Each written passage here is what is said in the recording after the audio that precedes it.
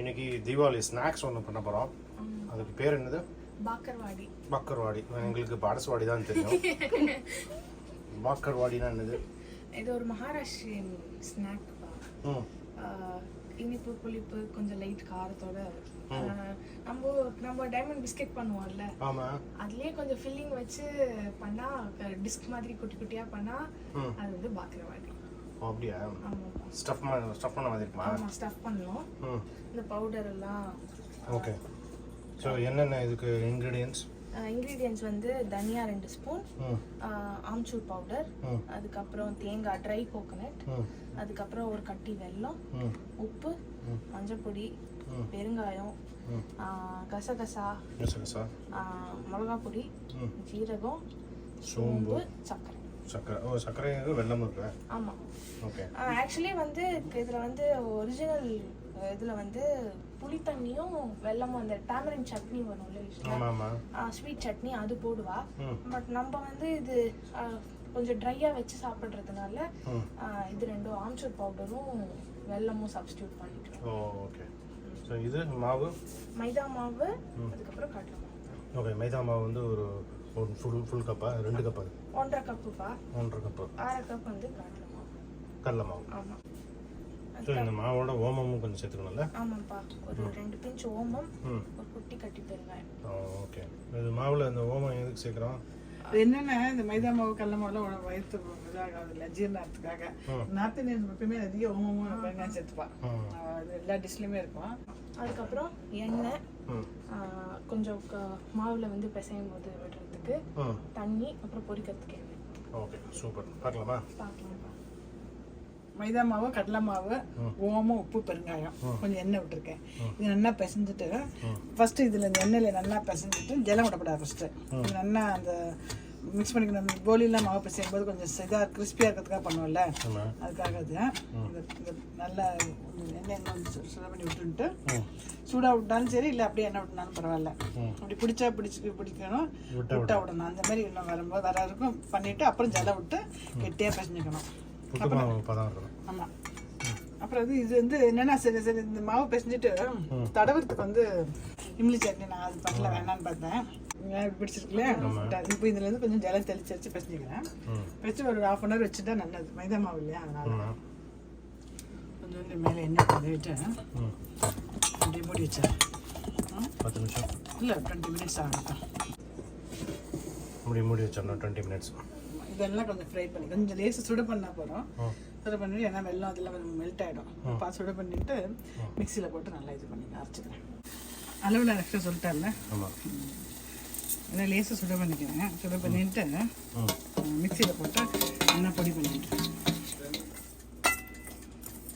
இல்லை நம்ம கொஞ்சம் மாற்றிக்கலாம். என்ன எள்ளு பொடி கொஞ்சம் நம்ம வவா டேஸ்ட்டுக்கு இது கொஞ்சம் தனியாக தூக்கில் இருக்குல்ல, அதுமாதிரி என்னென்ன வேணுமோ கொஞ்சம் மாற்றிக்கலாம்.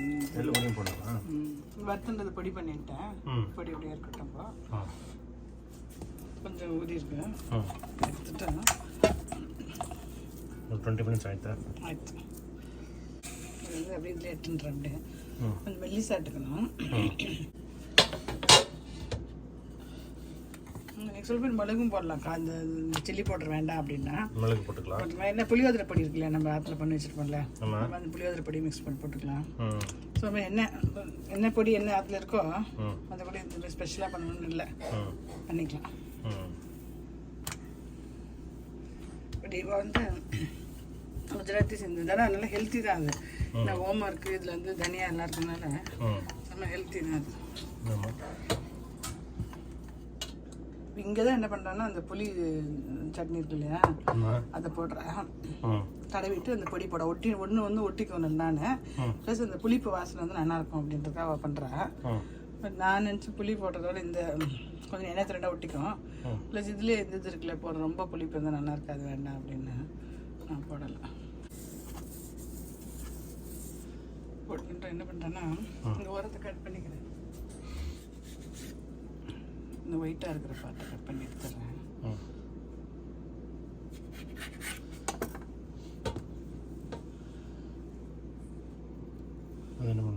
அப்புறம் அடுத்த மாவட்ட பேசிக்கலாம், ஒன்றும் பிரச்சனை இல்லை. இது இருக்கு இல்லையா, இது வந்து சின்னதாக அழகாக அப்படியே மடிக்கணும். இந்த சைடு கட் பண்ணிக்கலாம். வந்து அப்படியே மடிக்கணும் பாருங்க. அப்படி இருக்குல்ல எடுத்துட்டு அப்படியே மடிக்கணும். அப்படியே ரோல் பண்ண வேண்டியது. ரோல் பண்ணிவிட்டு கட் பண்ணிக்கணும். குட்டி குட்டியாக கட் பண்ணிக்கணும். இது எண்ணெயில் போட்டு பண்ணிக்கணும். அப்படி பறிச்சு சில பேர் வந்து பேக் பண்ணிடுறேன். ஓகே.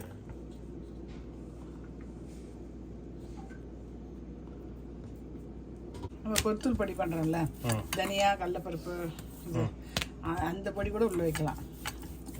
நட்ஸு கூட வைக்கலாம், ஸ்வீட் வேணும்னா. நம்ம பொடி வந்து நம்ம இஷ்டம் தான், என்ன டேஸ்ட் பிடிச்சிருக்கோ அது வைக்கலாம். ஓ, இதுலேயே அப்போ ஸ்வீட்ஸ் கூட பண்ணலாம். ஆமாம், இந்த நட்ஸ் பொடி நம்ம இந்த சோமாஸ் வைக்கிறோம்ல, அந்த மாதிரி சோமாஸ் இது உள்ளே வச்சுட்டு கூட பண்ணலாம். ஸ்வீட் இந்த காரமாக இருக்கிறது அப்படி இருக்கும். பொடி நல்லா புளிப்பு சூப்பராக இருக்குது. சூப்பர். சௌந்தர்யா பார்த்து சொல்லுங்க. சௌந்தர்யா அதான் கேட்குறேன், இப்படிலாம் சொல்கிறதுனால தான் சௌந்தர்யா வந்து எல்லா டிப்ஸ் எல்லாம் சௌந்தர்யா சும்மா அப்படி பார்த்தா சூடு தெரியுதுல்ல. மீடியம்லேயே வச்சு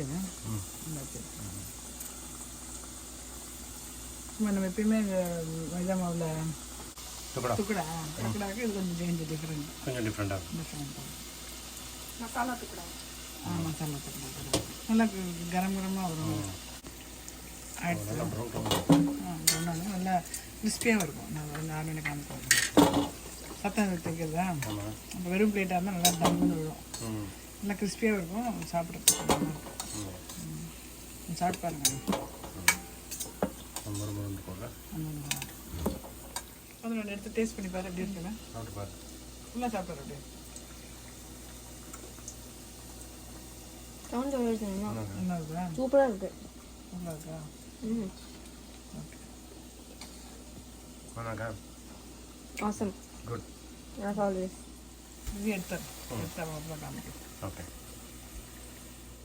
சௌந்தர்யாக்கு பிடிச்சது, ரக்ஷா அவனுக்கு பிடிச்சிருக்கான்னு பாரு. சேர்த்து சாப்பிட்டு பாரு. ரொம்ப நல்லா இருக்குமா, கிறிஸ்பியா, ஸ்வீட், சால்ட், புளிப்பு எல்லாம் கலந்து ரொம்ப நல்லா இருக்கு. நல்லா இருக்கா? ஆமா, ரொம்ப நல்லா இருக்கு. பிடிச்சிருக்கா பார்த்துட்டு ரொம்ப நல்லா இருக்கு. ஆத்யாக்கா next. Thank you all of you. Thank you. Thanks. Thank you.